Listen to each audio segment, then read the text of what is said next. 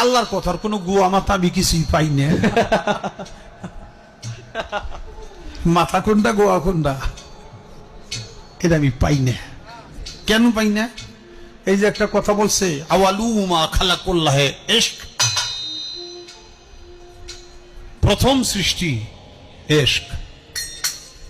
আওয়ালু মা খালাকুল্লাহে মিন নূরি, নূর, প্রথম সৃষ্টি নূর। আওয়ালু মা খালাকুল্লাহে আরশ, প্রথম সৃষ্টি আমার আরশ।